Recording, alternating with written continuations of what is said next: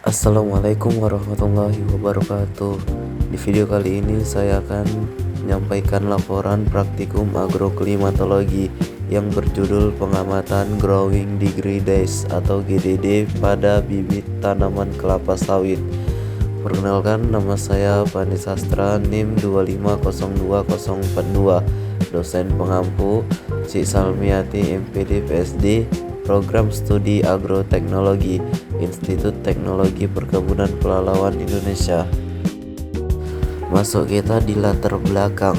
Perubahan iklim global menyebabkan peningkatan suhu udara yang berdampak langsung terhadap sektor pertanian, terutama pada proses pertumbuhan dan perkembangan tanaman.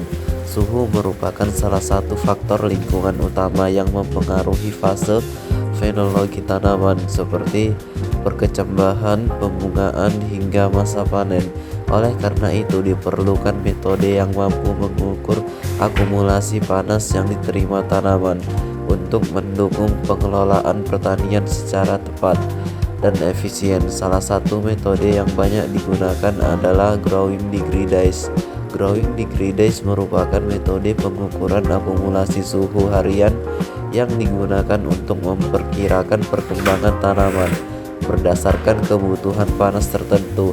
Konsep ini banyak diterapkan dalam penelitian pertanian modern karena mampu membantu petani dan peneliti dalam menentukan waktu tanam, memprediksi fase pertumbuhan tanaman, hingga menentukan waktu panen secara lebih akurat. Tujuan dari praktikum ini yaitu memahami konsep Growing Degree Days sebagai metode pengukuran akumulasi suhu untuk pertumbuhan tanaman dan menghitung nilai Growing Degree Days berdasarkan data suhu maksimum dan suhu minimum harian. Alat-alat yang digunakan dalam praktikum ini yaitu ada HP, meteran, tali plastik, dan cup. Langkah kerja: pilih tanaman kelapa sawit yang diinginkan. Setelah itu beri tanda pada polybagnya. Atur jarak tanam 70 x 70 cm berbentuk segitiga.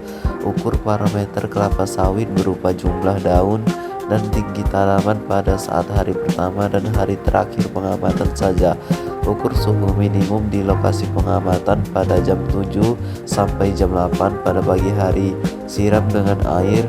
Pakai 1 cup gelas aqua pada pagi hari saja dan suhu maksimum pada jam 12 sampai jam 13. Sweep di siang hari sampai 25 hari secara konsisten. Catat dan dokumentasi setiap pengukuran suhu dan parameter.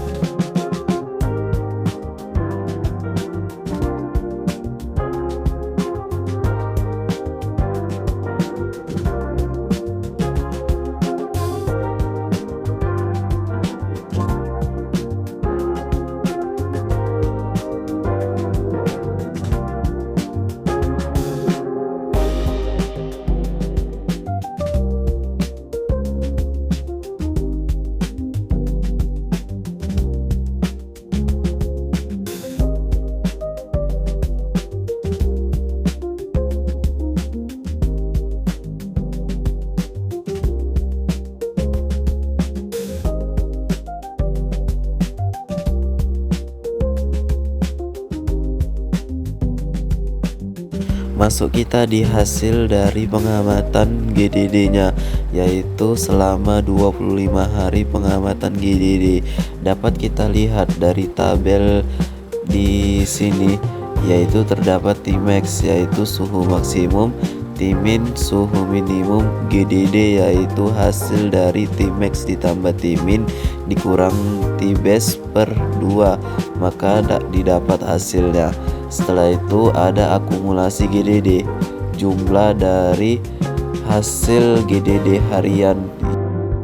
Selanjutnya ada hasil dari pengaruh tanaman terhadap pengamatan GDD tersebut. Hasilnya yaitu sebelum dilakukan pengamatan dapat kita lihat kode tanaman C1, tinggi tanaman awal yaitu 34,6 cm, tinggi tanaman akhir yaitu 36,5 cm.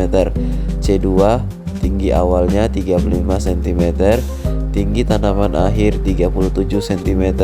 C3 39 cm, dan tinggi akhir 43,1 cm, yang berarti pengaruh GDD terhadap tanaman sangat berpengaruh sekali. Setelah itu ada jumlah daun. Kode tanaman C1, jumlah daunnya 7 helai. Itu sebelum dilakukannya pengamatan. Setelah dilakukannya pengamatan selama 25 hari, maka jumlah daunnya bertambah 1 helai menjadi 8 helai. C2 8 helai menjadi 9 helai. C3 8 helai menjadi 9 helai. Pembahasan berdasarkan data suhu harian selama 25 hari.